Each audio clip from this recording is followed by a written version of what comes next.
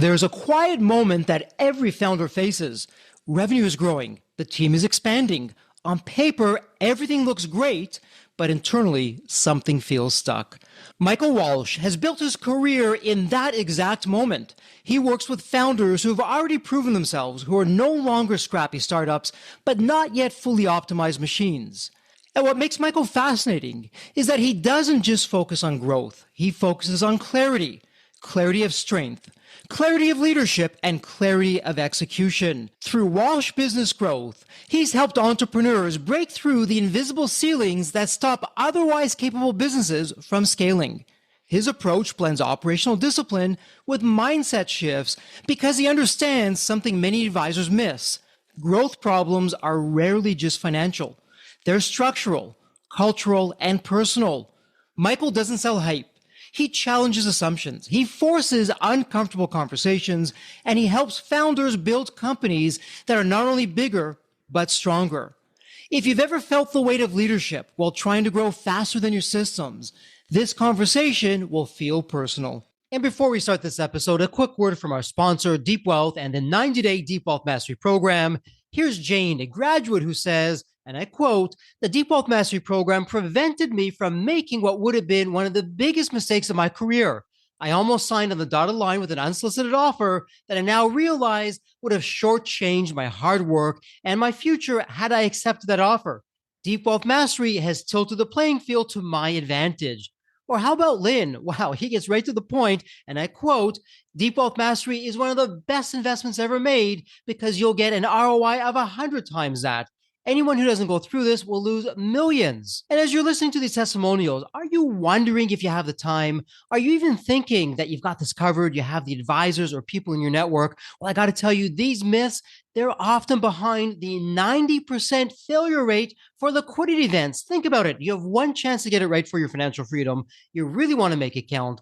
And when it comes to time, let's hear what William has to say. We just got in this testimonial. William says, and I quote, "I didn't have the time for Deep Wealth Mastery, but I made the time and I'm glad I did. What I learned goes far beyond any other executive program or coach I've experienced." So what do you think? As I hear that, that's exactly what gets me out of bed every day. That's my mission. That's the team's mission here at Deep Wealth, to literally change the social fabric of society, one business owner at a time, one liquidity event at a time. And my Deep Wealth Nation, what I want you to know, the Deep Wealth Mastery Program, it isn't theory. It's from the trenches. It's the only one based on a 9-figure deal. And that deal, that was my deal. You know my story. I said no to a 7-figure offer. I created the system that later on, myself and my business partners, we said yes to a different buyer, a different offer, a 9-figure deal. That's what we now call the Deep Wealth Mastery Program, or the Scale for Ultimate Sales system. It's built by business owners for business owners. So if you're interested in growing your profits, for preparing for a future liquidity event, and that may be 2 years away, it could be 22 years away, whatever the time may be, you want to do this now, and you want to optimize your post-exit life. Deep Wealth Mastery is for you. To get started, email success@deepwealth.com. Again, that's success, SUCCESS, at deepwealth.com. You'll receive all the information about the Deep Wealth Mastery Program, or better yet, why not hop on a complimentary strategy call? We'll go through exactly where your business is today and what's standing between you and your financial independence and your dreams. So that's where you want to be. You want to be with other successful business owners, entrepreneurs, and founders just like you. They're looking to grow their businesses, create market disruptions, and unlock their financial freedom to get what they deserve. And whether you've been in business for 3 years, 40 years, you're a startup, you're in manufacturing, you're in high tech, low tech, whatever the case may be, come on in and network with other business owners. It's a safe space. It's a confidential space with business owners, with businesses just like you, because they all want to lock in their financial freedom and enjoy both success and fulfillment. So again, the 90-day Deep Wealth Mastery Program, it has your name on it. All you need to do is take the next step. Please send an email to success@deepwealth.com. Deep Wealth Nation, welcome to another episode of the Deep Wealth Podcast. We have a very special guest in the house. We have an author, fellow entrepreneur, a thought leader, someone who has the right questions that you're not asking for the answers that you already have. And Deep Wealth Nation, let me ask you this. when it comes to your business, to your profits, as you look about growing, what do you think? Is it easier to grow, I don't know, 5%, 10%, or maybe 2x, 3x, 5x, or 10x your business? What do you think? Hold on to your thought because you're probably giving the wrong answer. But with that said, Michael, welcome to the Deep Wealth Podcast. An absolute pleasure to have you with us. My goodness, you've done so much. You're doing some incredible things out there. But let's go back to basics because there's always a story behind the story. So, Michael, what's your story? What got you from where you were to where you are today? A big question. I will have run this place for 31 years. So love that. Congratulations. Thank you. The place I go is what got me into the business in the first place. And I was with a firm and I was doing personal and corporate planning. My undergrad's a double major in commerce and economics from the University of Toronto. And I later got my MBA. But what I found was that I was doing tax planning and investment planning. And I had a vice principal as a client. And he and his wife, and we supported them to get into a real estate-based investment. Again, this was before I started this business, so it was a minute or two ago. And at the time, he was making $90,000, and his taxes deducted from source were $30,000. Mm-hmm. So because of the investment, which was a quiet, standalone real estate investment on its own, but we were able to get him $27,000 of his $30,000 back. So he kind of liked that. And so, he asked if we do the returns, and I said, sure, we have that service. And so I did his returns and charged him $1,500 for back-to-back returns for him and his wife. And he was all happy with that, got his refund, and on we go. Next year, he comes back to me and says, this investment's doing really well. I don't think I need any more investments from that side. Can you take care of the returns for me again? I said, sure. And so I charged him $1,500 again. And sure enough, the same real estate was throwing off the same refund. So he got $27,000 back again. And for the back returns, we were charging $1,500 and sent him the invoice. And he complained. I said, okay, I did the back-to-back returns. I told you it was $1,500. Yeah, but you didn't save me any more money. I said, $27,000 of your $30,000 back. He said, yeah, but you did that last year. What do you got new for me? Because I could have gone to Intuit and gotten my returns done there. I'm like, okay. And there was a few things that I thought when I heard that. The first one is, you can only save somebody so much tax. You can't save more tax than they paid, or at least that's very difficult to do. And secondly, if you put them in higher yield investments, they are higher risk, and there are times when people actually lose their money. And imagine that. Understands it. But here's the other piece of it. It's like, you know what? If you teach somebody how to sell more, they keep paying you more. There's no lid on that one, and I don't have this issue. I actually shifted gears, and I started doing outsourced sales management or sales support for companies with multiple salespeople. And it led from there. That was on May 3rd, 1995 is when I stepped into the realm. And then ever since then, grown immeasurably, and lots has happened, but that's the start of that story. Absolutely love that so much there with the human condition and how we think and not think, especially as entrepreneurs. It's interesting because in your journey, and we'll talk about this. And by the way, Deep Wealth Nation, please go to the show notes. Everything is there. It's a point and click. And speaking of the show notes, while we're there, pick up Michael's latest book, Freedom by Design, the Established Business Owner's Guide to Growth, Make an Impact, and Find the Joy Again. So many powerful and impactful words that are in there that we'll get to. But let me ask you this. When it comes to us as founders, I know, speaking for myself, the glass is always half full, no matter what is going on. And a lot of times it works out terrific, but other times I'm drinking my own Kool-Aid to my detriment. And so very high level, when you look at your community, Michael, the founders that you've been helping, is there a common, I'll call it a lie or a narrative that we're telling ourselves as founders that really isn't the case? That, hey, maybe Jeffrey, stop thinking like that. Here's what you really want to be looking at or thinking. Are you seeing some common patterns from one founder to the next, despite industries being different, businesses being different? That's a great question. So yes, there are lies we tell ourselves. There are different lies at different levels of a business. So for example, when somebody's approaching their first million, or when they're seeking to get their first million, their goal is $1 million. And that's it. And it doesn't matter whether you're in Canadian dollars, US dollars, British pounds, it's $1 million. My second book was written about the first half of a woman's journey. She approached me in 2011.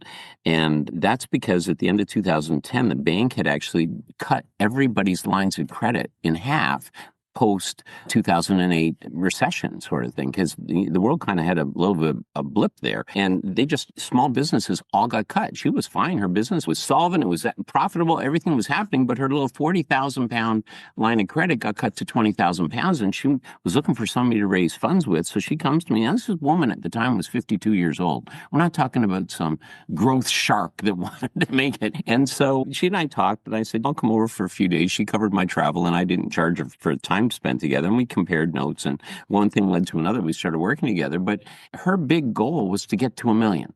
If I get to $1 million, everything's done. We'd worked together for a couple of years, and she says, I got to get to $1 million. I really got to get to $1 million. I said, okay, so I have a problem with that goal. She said, what? You don't like my goal? I said, no, I have no problem with your goal. But you're tracking 1.4 already. You've already crested $1 million. Oh. She had no idea what she wanted to do. So all of a sudden, I want 2. And then after 2 people have 5 they want, and then they want 10. And then if they get to 10, they want 20, and on it goes. But it was fascinating to watch. Everybody has zeroed in. So if you're under $1 million, that's the first thing, is like everything gets easier when I get to $1 million. But the truth is that one of the things I found is under each of the milestones of growth, whether it's 2 million, 5 million, 10 million, 20 million onwards, there are problems and issues that are lurking beneath those milestones that catch us unaware, and nobody knows about them. What I find is that entrepreneurs are pretty savvy. If you can see a problem, you can figure out how to deal with it. Whether you know yourself or whether you go find resources, you can do that. If you can't see a problem, it exists. Again, it may not be as precise, but you know what? You'll figure out how to navigate your way around it. The ones that get us is if you can't see a problem and you have no idea it exists, even while it's got you in its grips, those are the ones that we have difficulty with, and nobody has any clue that they're there. Okay? So what happens, for example, if somebody's caught in this, for example, if somebody's at about, I don't know, between 6.5 and 8 million, they're in a situation where business is just hard. You know, this is the way it is. It's just hard. And they start, especially, I see this a lot in professional services. We deal with a lot with service-based businesses or businesses with service elements, whether it's professional services, skilled trades, medical, construction-related, healthcare, a bunch of stuff. But the thing I find is that people settle in and they go, this is where it is. Like, it's too hard to go past this. So one of the lies they tell themselves is, you know what? This is as much as I can get. That one is just as devastating to them as the positive optimism can be to other people that sort of, run themselves into a wall constantly thinking that'll get them through. So the lies that we tell ourselves are different as we go from that side. So I find it fascinating because, and one of the lies that this woman was telling herself was, she's, I'm just not good enough. And I don't have the right opportunities. I'm like, it's not that you're not good enough. It's not that you don't have very time. She just didn't know how to do it. When I started showing her how to do it, guess what? She started doing it. And we wrote my second book when she was at 2 million from 400,000 start in 3.5 years. And then in the next 4 years, she got to 7.3 million. And that's when she decided to put a bow on it because she was hitting 60 by that point in time. She said, I think I should slow down a little bit. And she moved the company on to the next level of people and on we go. But it was fascinating because she really, honestly, she just didn't know how. And you start giving her the tools, all of a sudden she just opened right up again. It's amazing. So much of the human conditions in there. Michael, as you're talking about that, you're taking me back to the very early days of my e-learning company, Embanet. Got into business, not $1 of revenue. And in my mind, you pick these numbers. Okay, if I can get to 10,000 enrollments with the company, life is grand. I will be on cloud 9. And yes, that's the way to go. As we start approaching the 10,000 enrollments, did I say 10,000? I really meant 25,000. It's a hopeless cycle as we start getting to 25,000. Did I say 25,000? I really meant 50,000. And it just keeps on going. It is endless in terms of what's there. That's part of what makes us up with our DNA as founders and entrepreneurs. And there's lots of good things to that. At the same time, there's some things we got to be wary of. And speaking of that, in Freedom by Design, I love how you walk us through step by step of doing things first. Here on Deep Wealth, we talk about the F word, which is having fun. You use another F word, freedom. Love that one as well. And right off the bat, after you talk about freedom, the very next chapter, you go right into what you call the danger zones. And here at Deep Wealth, we call those the skeletons in the closet. And to what you're saying earlier, the skeletons in the closet that you don't know about. Forget about getting an investor in the company. Forget about having some kind of exit or liquidity event. You've got to be in business to be in business to even welcome that. And if you don't take care of those skeletons in the closet, that's just not going to be the case. Or to what you're saying earlier, hey, sure, I got to this point, I can't get beyond it. Maybe I'm not good enough or I don't know what I'm doing. Actually, you're doing all the right things. You just don't know that there's a hole in this tub of water that's otherwise known as your business and profits, and all the profits are flowing through that. And you don't realize that. So when it comes to the first two danger zones, for someone in Both Nation who hasn't yet gone through any of your programs or your book, what do you want us to know about these two danger zones specifically? Okay, a couple of things. One, the reason that these problems lurk beneath the surface and nobody can tell what they are is that, and they can't, you just can't see them. But the reason they can't is because it's a combination of a number of things. So one is as a company grows, it gets more people. So that actually causes stresses on systems. But secondly, a company will outgrow its systems and structures and processes. Again, a company's not going to run at 5 million with the same structures it used at 1 million. So you're in a situation where as you go to 2 million, the issue is they need a manager to help the owner, and the manager, they take the most accomplished individual contributor and make them a manager. And what they don't realize is the skills it takes to be effective as a manager are exactly the opposite of the skills it takes to be a high-performing individual contributor. If you take a look at any action, high performers are known for generating extraordinary results. Results come from actions. Actions come from thinking. And thinking comes from awareness. And so what happens is that somebody goes into a manager and they go, I know how to do this stuff. And if they don't know because they're more junior, I'll just tell them, then they'll know. The number one job of a manager is to provoke thinking so that the person can make their own choices and get better actions to generate their own results rather than just being told from somebody else. The more I tell somebody what to do, the more, let's assume they follow me and they don't just resent that. But if they follow me, then they're not thinking. And so what I'm literally doing is making their job of becoming a high performance individual harder by actually robbing of the chance to think through things. If I can actually help them increase their awareness and notice what's going on and then help them with provoking their thinking, just by asking them questions and giving them the chance to think it through, I get way stronger actions, I get stronger employees, and it goes way faster. Guess what? Approaching 2 million, nobody knows that. And most first-time managers, they just don't know that at any size. So that's what they run into in the first one. And then the second one is when you start getting just past 5 million, we do a lot of work with project-based companies. And what you find is, at a 2 million, I may have 3 teams, 3 project teams that are working on different things. By the time I'm at 5 million, I may be at 8. The structures to support 8 teams is different than the structures to support 3 teams. And the individual relationships have a big impact on that. And so if I'm not giving somebody, I think they're fine, they're doing okay, and I'm not checking in, all of a sudden I wonder why I've got quality issues starting to creep up. I've got people taking longer than they need to. My profit has dropped. And it's no one thing. I can't tell what I got. The truth is, it's just a different structural challenge that I need to support these people as opposed to try to put in a structure that'll try to control them or get them to do what I want them to do rather than actually give them the tools to bring their best, which is plenty if I do it right. So in the first couple of danger zones, those are the biggest things that people run into. But the underlying thing that actually handles all of it, structures and people. You need to continue to evolve your structures, but if you, instead of putting in controlling structures, you put in structures that can support people to be at their best, then you can actually tap the X factor in any company, which is the individual power of individual people. When you've got people working with each other and they're all doing their best, but they're connecting with each other because you built whatever, the complementary strengths on your team, you're in a situation where life gets so much easier. I'm sure, Jeffrey, you've run into that and you've seen exactly what that's like when that happens. We all have. What's it like when you run into that, when you actually can get people clicking? Yeah, it's so incredible that you're talking about that. Offline, we were sharing a little bit of war stories back and forth, and I was sharing how at Embanet, so many of the early years losing money and how are we going to get to tomorrow? And then you finally turn that corner, the company's growing, you're bringing on more people. Yes, we can create a market disruption. We're on the right path.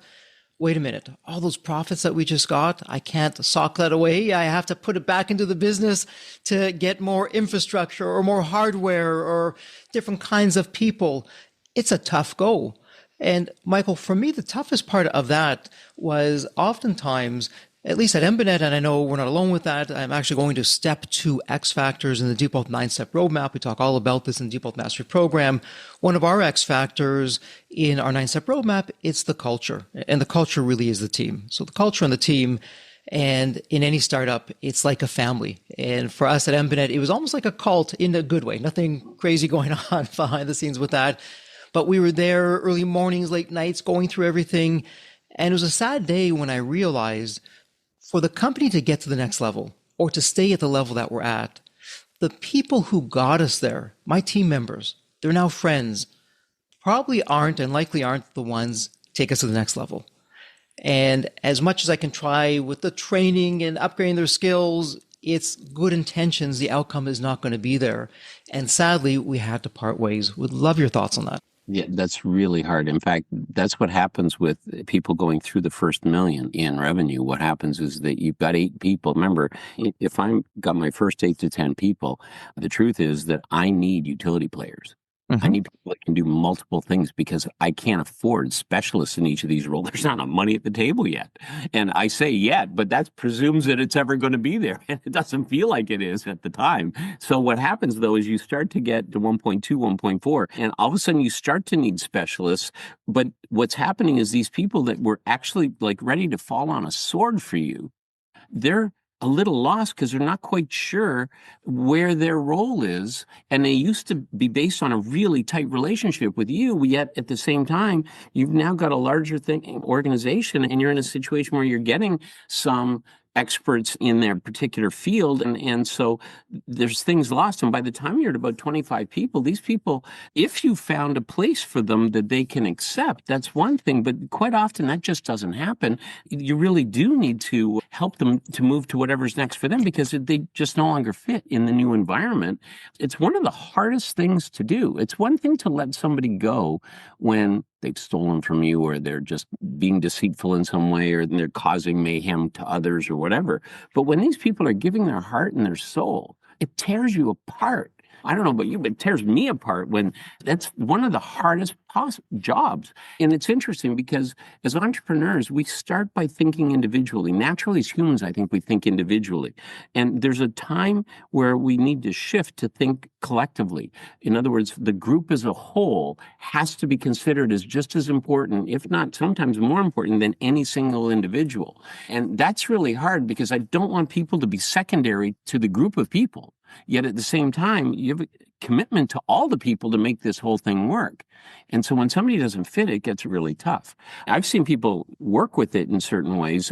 I find that being honest with somebody and combining that with care and actually helping them find whatever is for them can sometimes make a difference. Some people just feel betrayed and there's nothing you can do about that. But it's horrible. That one part of the game is just horrible.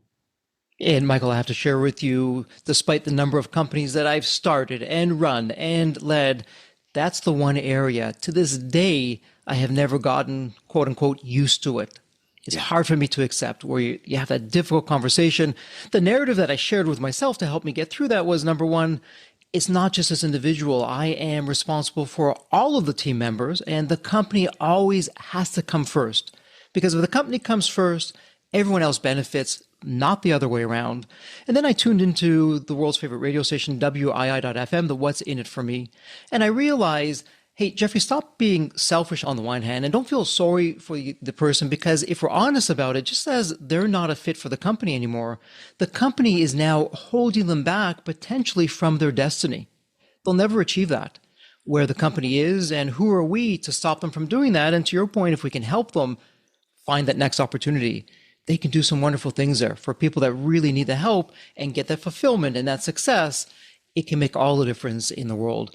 So we've been talking around it, and I know you talk specifically to this in Freedom by Design, hiring the new team members. We spoke about having to sadly let them go or fire them. And Michael, I know for myself, some of the biggest mistakes that I've made have been on the hiring side. But this is not about me. It's all about you. What would you want us to know, as you call the chapter, Hire Smart? How do we hire smart? What should we stop doing, perhaps, that we're doing, and start doing that we're not doing? What does that look like? Okay, so just before I go to that, I just want to speak to what you just mentioned with regards to letting people go. The one thing that actually does make it easier is realizing that, you know what? Your people are whole and fine and complete the way they are. Yeah. They're not sitting there as these little chicks that need mom to feed them and they're helpless. It's like, you know what? In a work environment, it's not, you see, the difference with a family and a business is in a family, you're there for life. Okay, regardless. You know what? There are kids, we take care of them, we'll suffer through whatever they go through as far as that's concerned.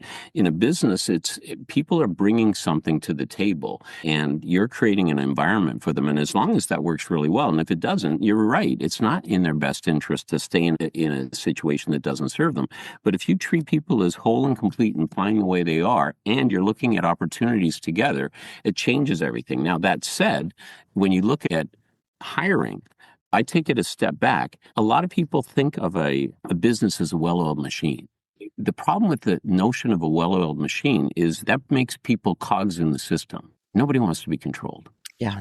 Okay, you don't want to be controlled. I don't want to be controlled. In fact, we've never met each other formally before today.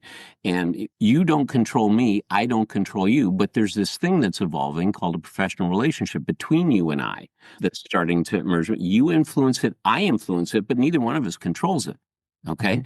So unless we have balance in the equation, it's not going to work. One of the first things, though, is I have to rethink the core of the business. It used to be if I treat people like cogs in a system, my job is to create value for my customers that gives me a profit. But the people then are the conduits for that, and they're left behind. If I look at a three-way value exchange instead of a two-way value exchange, it changes how a business operates. So we have to do things your ability, the core of any business is your ability to generate a result for your customer that they value, that they want to pay for, that gives you a profit and that grows your people. Because people are actually part of the core. Your people are part of the core. Now, given that that's the case, when I talk about hiring smart, you know what? People say people are hard to find. I get the best that I can, and on we go. No, what if you were just hiring partners and professional colleagues, high-level colleagues? And I don't care if I'm hiring somebody for an entry-level shipping clerk or whether is somebody on the reception desk or is what we have traditionally considered entry-level jobs or a junior at whatever the type of role is. If I look at, is this person a potential partner or potential high-level close ally?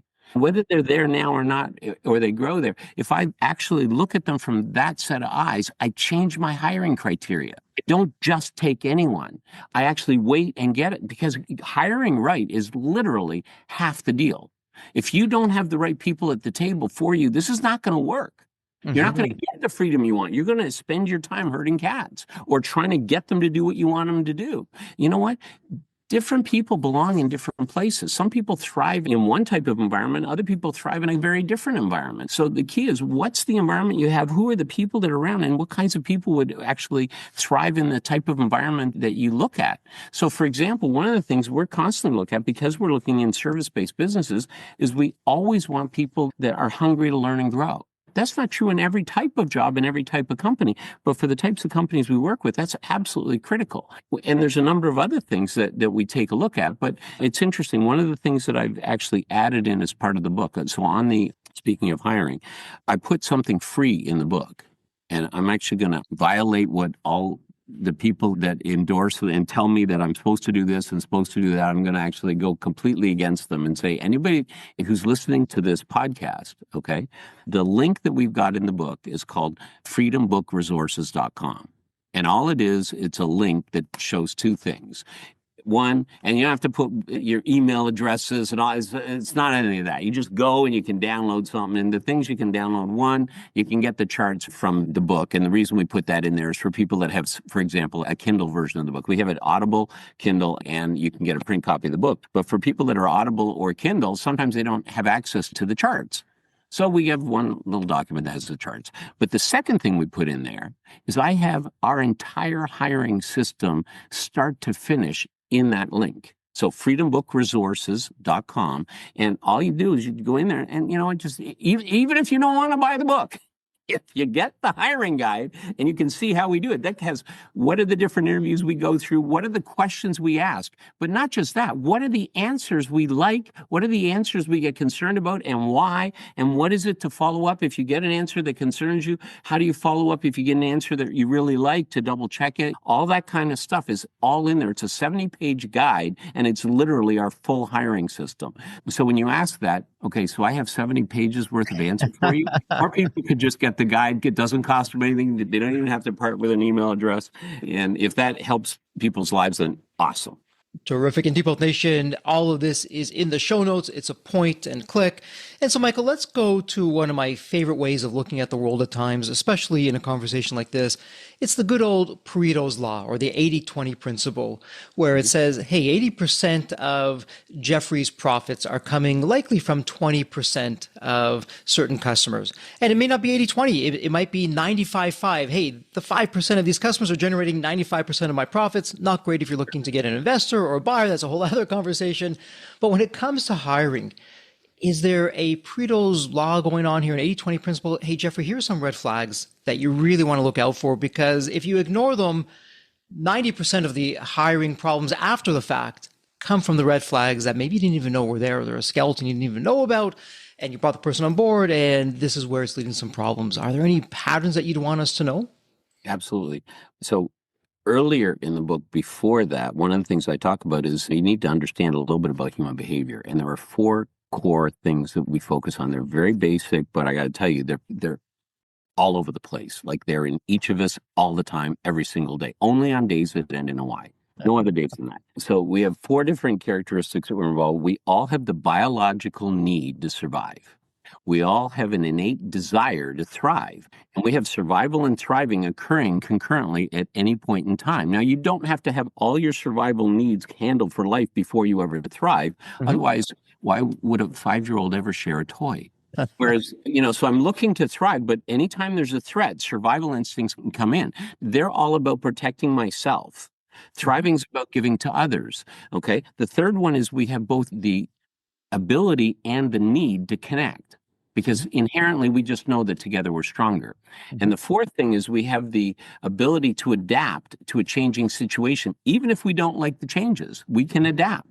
And that's part of the reason that we're still around and the dinosaurs aren't. They couldn't adapt, we could so far. Stay tuned, we'll see how we're doing. We see what happens. So when I'm listening from a hiring, I look at who's stuck in survival and spends their time protecting themselves against other people, who's actually settled enough in their skin that they actually can really look and listen for what would make a difference for people, and they really are looking at thriving, because thriving is about others, surviving is about ourselves. We protect ourselves, or we want to dance or participate or have fun in life with others. It's one of those two. And then I watched what is their tendency to connect or not. Now, it doesn't mean that I just look for a bunch of socialites. But if somebody's literally afraid of people, I have to look what role would really honor them and allow for the growth of the business at the same time. It's not to say that there aren't any. And then how strong are people in terms of adapting? So one of the areas that I look at is we all have a life issue. So we've all had some upset as we were younger. So we ask people about their futures. We ask them about their past. We look at their favorite boss, their best boss. We look at their biggest mistake or screw up. If somebody's not willing to admit one, then that tells me about they're busy protecting themselves. They don't actually want it. So what else are they going to not share or whatever?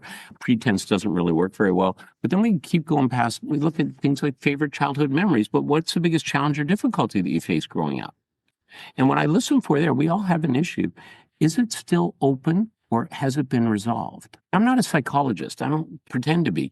But you know what? Here's how I can tell. You had this difficulty, and we all have had them. And some of them are traumatic, some of them are not. But the question is, how did you cope at the time? But what did you learn from it? How has it shaped or informed who you are today? When you've resolved whatever the issue is, there's always a positive impact on you. We're really good at taking the lessons and making the best of them as humans. And so anybody who's got any positive thing around that, they've literally resolved it. Somebody that literally hasn't got it resolved, it's not resolved. It's going to, people will bring their problems to work, and I'm going to spend more time with this person with problems that I didn't expect. Now, it's not around their life issue or whatever. If they haven't resolved the core issues that are the growing pains of life, then I'm dealing with a problem, not somebody that helps us solve ours. You hire people to help you solve problems, not to create more of their own.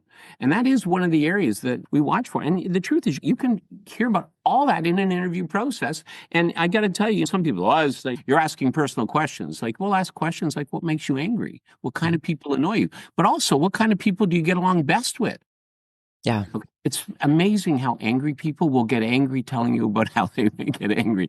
And other people just chuckle and go, I don't really get angry very much. This doesn't work for me. And it's really more what irritates me or what annoys. And so it's fascinating to see how settled is somebody in their own skin, because I need them to be able to focus on the job, not focus on continuing to just fix whatever is going on for them. We all have stuff that's going on for us. So nobody's immune from that. But I need, you know what? If you've got enough of it settled and you're actually able to step into the role where you can contribute to other people, then we get that thriving environment where people do have each other's backs and everybody creates something that's very cool. So I don't know if that's the kind of thing you expected, but I got to tell you, that has a huge impact on people's effectiveness in hiring. And Michael, what I really appreciate about your system is it's not haphazard questions. I want to say there's 31 very specific questions that you're asking everyone that you're hiring.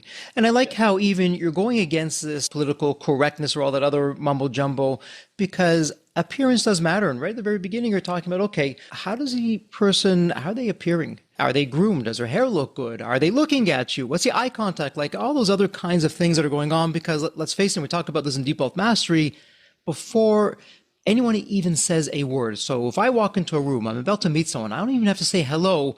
I'm already being judged. How do I look? How do I hold myself? How's my eye contact? How's my handshake if it's an in-person meeting? And then I also appreciated what so many potential employers don't do is, okay, Jeffrey had some great interviews with you, some wonderful questions. Let's do a test. We're not saying it exactly in those words, but it'd be like saying, for most people, do you ever buy a car without test driving it? Now, some people may say, yes, I do, but the vast majority will say, well, of course not. I always want to test drive a car. Why wouldn't we want to, quote unquote, test drive a person? Oh, they're not a car. I'm not suggesting that they are, but there's things that we can do or simulate to see what they'd be like in our environment. You can have a rock star of a team member, and Michael, would love your thoughts on this. They may not be a rock star in my company or in my company's culture, maybe elsewhere, but not here, despite what they're bringing to the table. Would love your thoughts on that. I totally agree. One of the things that I listen for is cynic. Was it cynic? I can't remember whether it was cynic or Adam Grant. It might have been Grant that wrote a book about givers and takers. I think it was Grant that wrote a book about givers and takers. That's right. Yeah. Yeah. And so I don't have a problem with the giver. I have no problem with the matcher. If I have a taker, I got a black hole that energy is going to go into and nothing comes back out. Mm-hmm. I will never hire a mercenary. So if I need somebody who's started sales, and you know what, the most people I can find are between 1 and 3 million that they can generate in sales in a particular industry. And I've got somebody that can do 5 million, but they're a mercenary, I'll pass every time. Because you know what? It's not about that. It's about how do we do, not just how does an individual do. And somebody that's just about themselves doesn't contribute to others. I need somebody who wants to contribute to others, because a team's always, what they say is a well-developed team will always work better than any individual, no matter how strong the individual. I mean, professional sports, that happens all the time. You see those types of things. And we have the odd exception, but those are anomalies when that happens. More often than not, if I've got a strong team and I've got people that have got each other's backs, they will actually collectively figure stuff out. So I watch that very carefully. It's who plays nice in the sandbox with each other. Because we got one sandbox, or even if it's distributed and dealing more with remote workforces and things, doesn't matter. That energy leaks in. And one person can change a 50-person company in terms of their temperament. So that's where values and things like that actually play a major focus. A lot of people publicize their core values on their website. In my opinion, those aren't values. Those are marketing statements. If they're the real values, get them the heck off the website. Here's what you want to do. Test the people you hire against the values. Don't say, hi, here's my values. And now you're just going to spout back the values to me. And I go, oh, that person has the values that I scripted them to tell me. It's just not, why would I make my life that hard?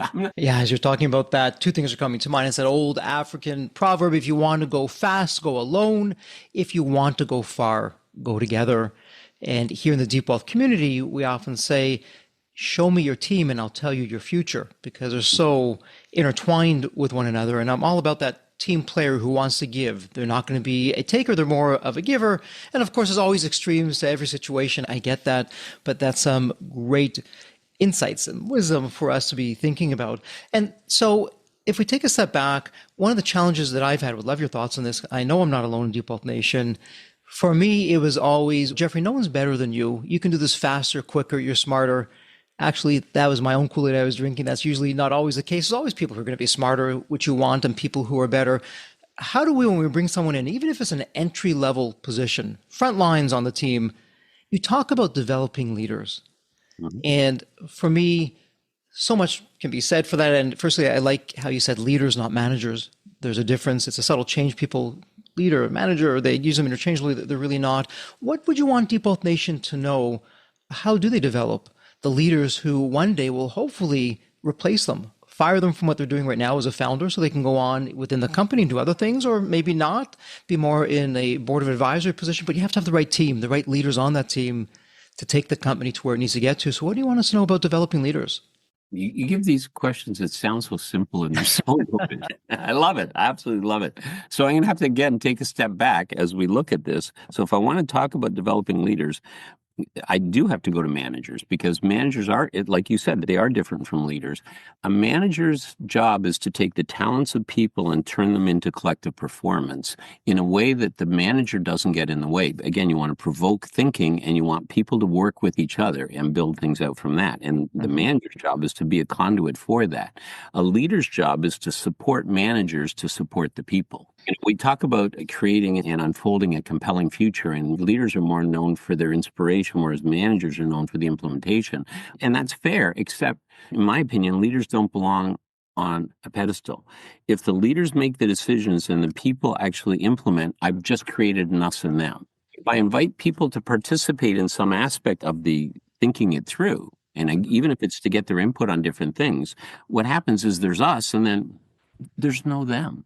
Like them goes away. We just each have different roles. But if I can create a situation where there's not an us and them, then I'm in a situation where this really can thrive. We each have different roles, and the leader's job is to protect us from things that he or she sees coming that we may not be able to see from our perspective, but at the same time, they interact with us like we're important and they're important, because if we each have different jobs and we're all important, as opposed to I'm better than you because I'm a leader and you're not, I'm better than you rarely works these days. And frankly, it didn't work incredibly well ever. It's just something people put up with. The evolving leaders, the part of leadership that people don't understand is really growing future leaders in the company. And that's strategic thinking. It's actually how to support people in a way that builds the others up. Too often I've seen situations. So for example, I deal with different types of firms. One of them is architecture firms and engineering firms as well. And what we find is that there'll be a person who's considered a technical expert. And quite often they become, say, a managing partner. And everybody relies on them. And without any intent, they end up being a leader with 1,000 helpers rather than a part of a team. Some of the best leaders I've seen are, what people have generously, will claim that it's generously called tofu leaders. Okay. They're kind of bland and they don't really do much on their own, but everything else is just better when they're around, and they're good for you as far as that's concerned. It's interesting because even when you look at Jim Collins and the stuff he's talked about when he's gone into leadership, he's saying the two biggest skills you need are you need the drive, but you also need a level of humility. If you don't have that humility, then this doesn't work. As long as people think they're better than somebody else, it gets in the way of effectiveness in an organization. The best leaders quite often are not remembered. The teams are. How you know that the leader is good is the team is remembered for the team's accomplishments, and the leader just passes it on, and then the next leader comes in, and once again, the team's noticed, not the leader. And it flies in the face of individual rugged nature of what it is to be an entrepreneur, be a leader. But I find that, I got to tell you, those are the people that actually make the biggest impact. And why is that, do you think, that they're making the biggest impact? As you described it to us, as you walked us through that, what's going on there? They understand the importance of people and they allow people to be at their best. If I claim that I'm smarter than you. I will be a leader with 1,000 helpers because I won't let anybody who's smarter than me in, or I Yeah. won't let them express that. If I'm really smart as a leader, I know that there are so many people that know so many more things than me in their various aspects, and I let them do their thing. And if I just give them structures to be at their best, and I've assembled, again, half the game is hiring. If I've assembled the right people, and not like people that fit in slots, but people that can bring their talents and resources to the table in synergistic ways that people never even thought of, that'd be awesome. Yesterday morning, I was talking to one of the co-founders that I'm dealing with. He's the CEO of the company, and his co-founder is sort of the subject matter expert in that industry. But he says, I went away. I was gone for 10 days. And he said, I was working with my guy who's in charge of the mentors. They help people write fiction novels. Hmm. So learning to write things. So he's dealing with mentors because every person in their program gets a one-on-one mentor. And he says, I was talking to the mentors, and one of the things they said is, these students, we talk about different tools and that. Our tools are a little bit behind. He said, so we got a half a dozen of them together, and they all put together all these tools for the students because they know that'll make the students' lives easier. And I just thought I'd let you know that happened. Now, the guy that I was talking to yesterday, it never even occurred to him to do that. He's like, they're doing this stuff, and I haven't even thought of it. It's like, I Yeah. love it when they're doing things that I haven't thought of. It's like, he says, I got to stay out of the way more often. These people are awesome. And when you start to see, and that's a quiet little thing, it's some templates, but it's huge in its consequence. That's, in my opinion, that's leadership, is giving people the room to do what they want to do, and then giving them ideas and letting them work with each other. Because when people are aligned in a common cause, magic happens. And that's, by the way, how you get freedom in your business, from your business, and because of your business, because you can do more of the stuff you love because you've got other people who are doing the stuff they love, and it does come together. And a lot of people go, yeah, that's some fiction, or that's some altruism, or no, it's actually how business, it's the hardest nosed, bloody minded way of maximizing your profits sustainably that exists. Like you said, if you want to go far, have a team. And going back to what you said earlier, and couldn't agree more, you would rather pass on a mercenary to get a giver who maybe isn't as successful, quote unquote, or as effective in some areas. You're talking about salespeople and generating revenue. We could just change the title and some of the KPIs, same thing. Going back to hiring, you're exactly right. If you have that mercenary, they're not really an A player, because A players will hire other A players knowing that, hey, maybe this person can be my successor. And that's what you want. I don't want to be in this position forever. Maybe I can hire someone who's smarter than me. They can take over what I'm doing so I can move up the ladder and get to the next place. But when you don't hire people that are better or smarter than you, then you're absolutely right. The company is on a quick decline. And going back also to something earlier that you said, one person can change the trajectory of 50 people. That cuts both ways, for the better, but also for the worst. And we have to be very mindful of that as founders. And so, Michael, let me ask you this, because this next question could easily be not just an episode, but an entire series.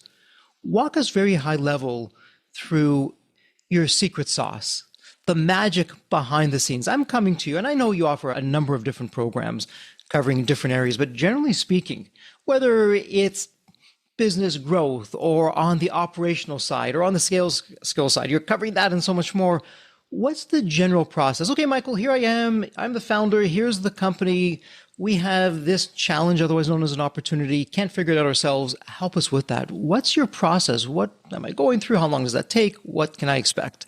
Okay. So one of the first things that I do when I work with people, or even when we're exploring whether to work together, because quite often what I'll do is I'll actually go and I'll spend 2 or 3 days with somebody determining how we might work together. Because one of the most expensive things you can do in my industry is take on a client where the fit's not good, because you will live to pay for it. I'm not interested in that. I got the movie, got the scar tissue. I don't forget it. I'd rather invest a couple of days and go, I'm not probably the best fit for you. But if you went over here and did this and that, I think you'd be better served.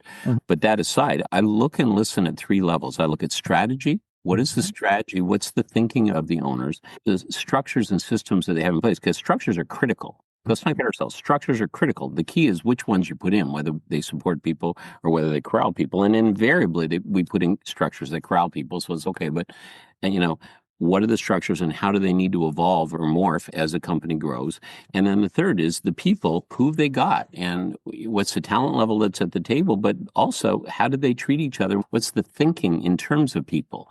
Because a protective stance against my people is really hard.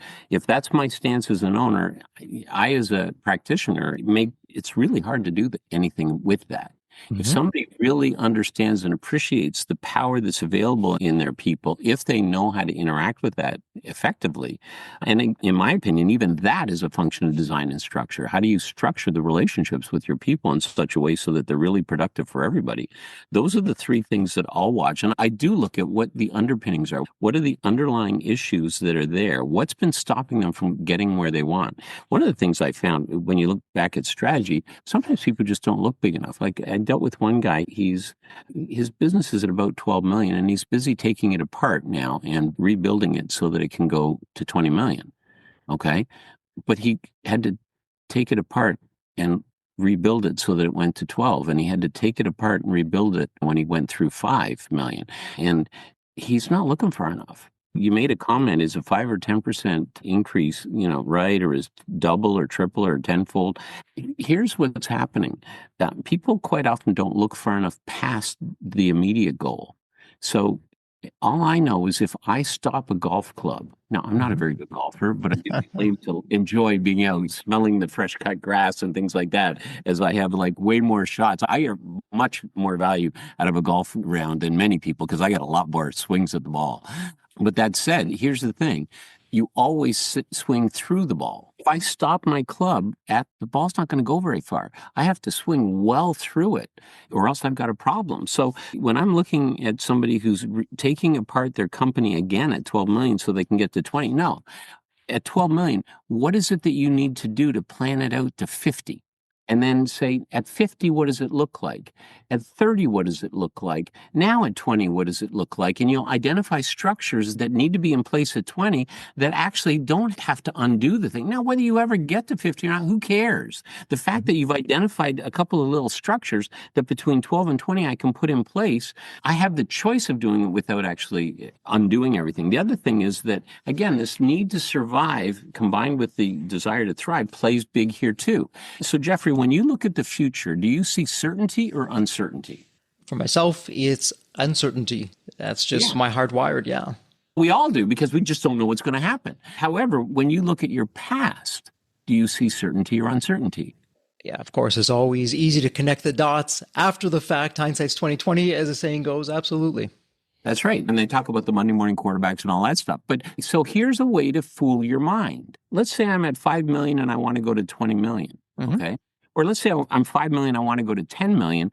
I actually look at 20 million, not 10. I got to swing through the ball. And if I'm swinging through the ball, so I say, what would life look like at 20 million? And then I look back on how I got there. When I look back from the future, my mind doesn't know it's not real, and it takes out all the contingent planning that I would otherwise do for survival. It literally parks my survival because it assumes I already got there. And then I look back and see, how did I do it? Now, I may not be certain as to how I did it, but what I've at least done is park the survival thing long enough to do that. And then I work backwards from that. If I'm looking forward, I'm constantly making plans for what happens if this, what happens if that. And I have to protect myself. I have to protect my company. I have to protect my people. Survival is a me or a we thing. Whereas if I can take survival off the map, so when I look back from the future to the present, I'm in a situation where I can start to draw a line that might go far closer to the future. And then there are going to be areas that I don't know. So what I do is I say, how do we set controlled experiments in those areas? So I don't know what kind of people I should hire, for example, in my salespeople to go to the next level.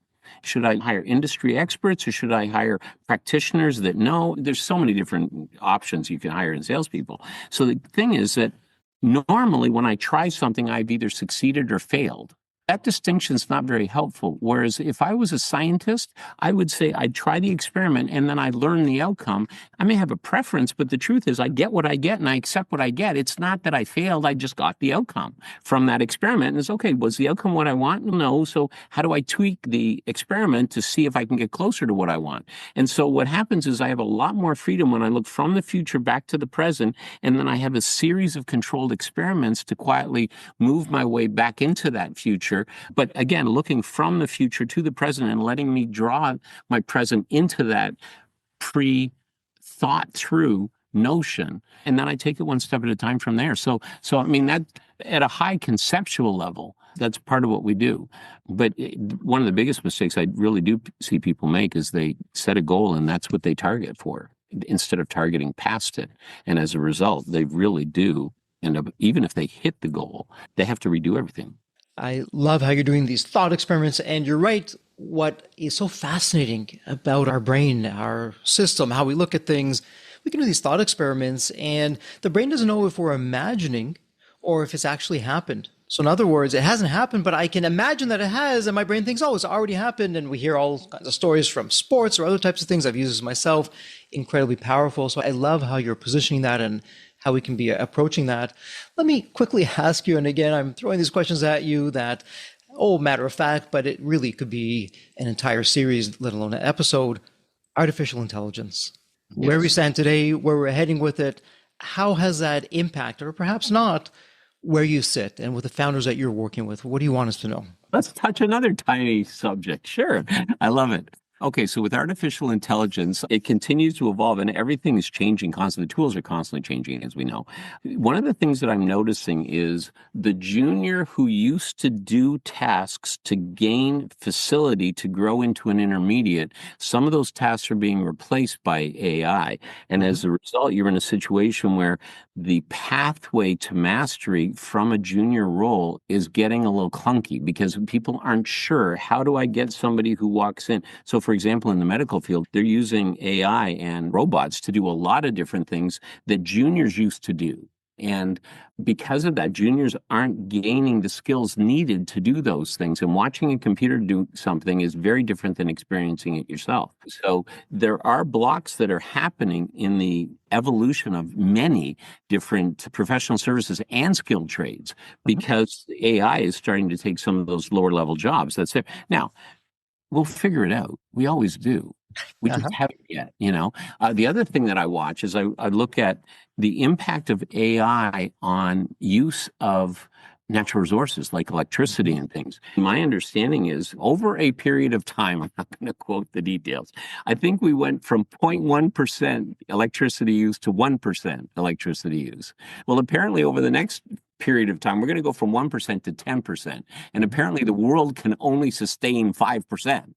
We are going to hit a limit on our data, which impacts everybody. There's going to be side effects and impacts of this, just this surge of AI that's evolving and the data centers that are being built that are needed to drive just the computer power needed to actually run those things. So from an infrastructure point of view, I'm fascinated to see how we figure it out. No, we will. Again, we're humans. We figure it out. We have the ability to adapt. But these are some of the problems that I'm watching and I see.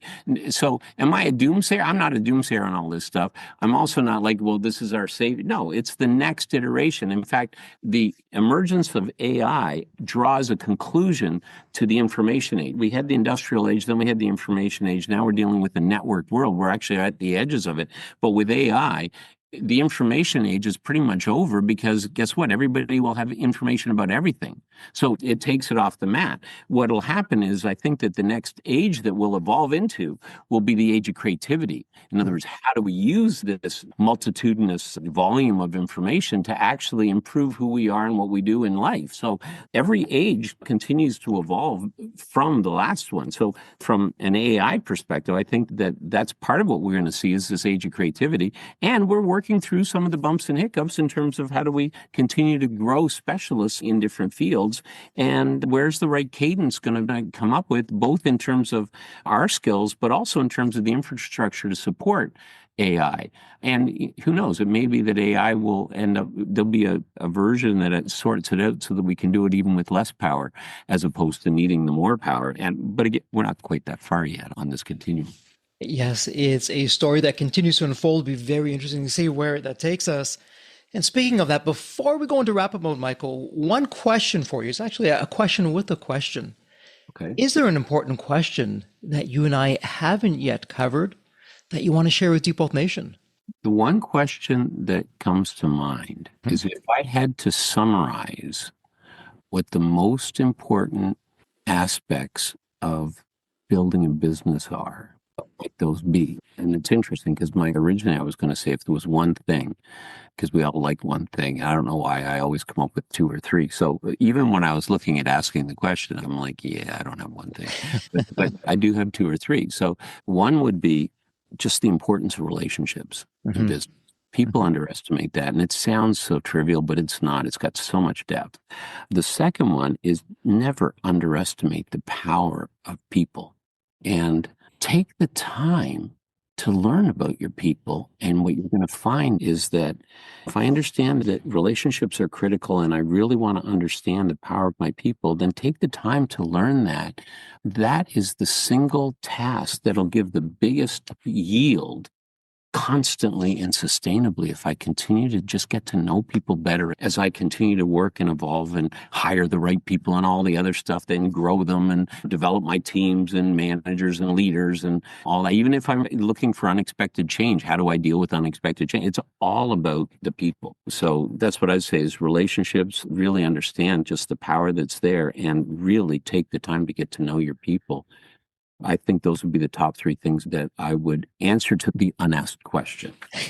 On Deep Wealth Nation, were you paying attention? That was not gold. That was platinum. Something for us to really think about. It's all about the people, not about us. It's all about the people. Absolutely love that. And with that said, Michael, we're now going to go into wrap-up mode. It's a tradition here in the Deep Wealth Podcast. It's my honor and privilege where every guest, I ask the same question. It's a fun question. Let me set this up for you.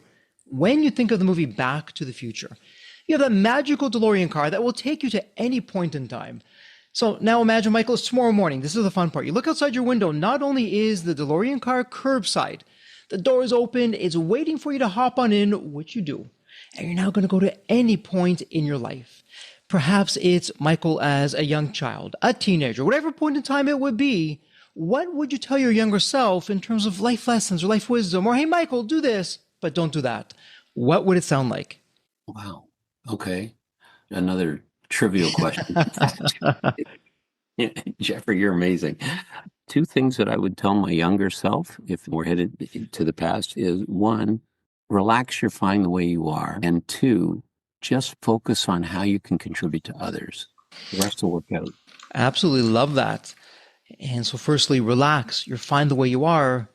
Focus on how you can contribute to others. And it goes back to that theme that we've been developing here as a founder, not just a founder, it's also in our personal lives. Whoever said business isn't personal never ran a business. It's all personal.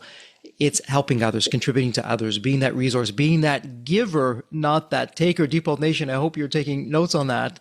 And speaking of notes, Michael, someone in Deep Wealth Nation, they would like to work with you. They would like to have you as their coach, their mentor, their advisor, maybe have you come in, speak to the company, help them get to the next level. Where would be the best place online for someone to reach you? Probably our website, which is www.walshbusinessgrowth.com. My company is Walsh Business Growth Institute, and that's probably the easiest place, walshbusinessgrowth.com. And Deep Wealth Nation does not get any easier. This is all in the show notes. Go to the show notes. It's a point and click. Reach out to Michael. As you're hearing, I'm definitely not the smartest guy in the room today. Absolutely love that. That's the way it should be. He's a smart guy, but this is not theory. We left the theory for the classroom. It's from the trenches. And with that said, Michael, it's official. Congratulations. This is a wrap. As we love to say here at Deep Wealth, may you continue to thrive and prosper while you remain healthy and safe. Thank you so much. Thank you.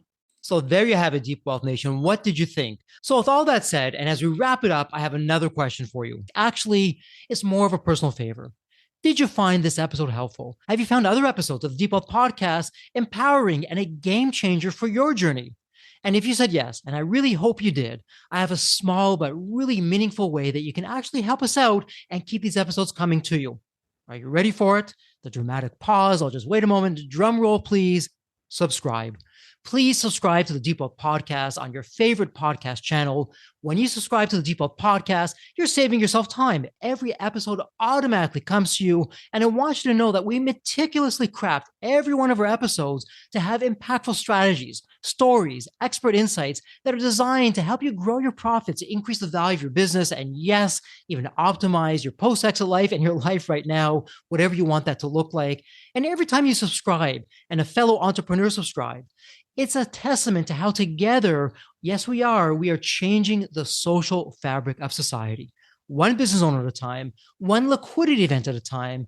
So don't let the momentum stop here. Subscribe now on your favorite podcast channel. You'll never miss an episode. You'll be the first to hear from the top industry leaders, the innovators, the disruptors that are really changing and shaping the business world.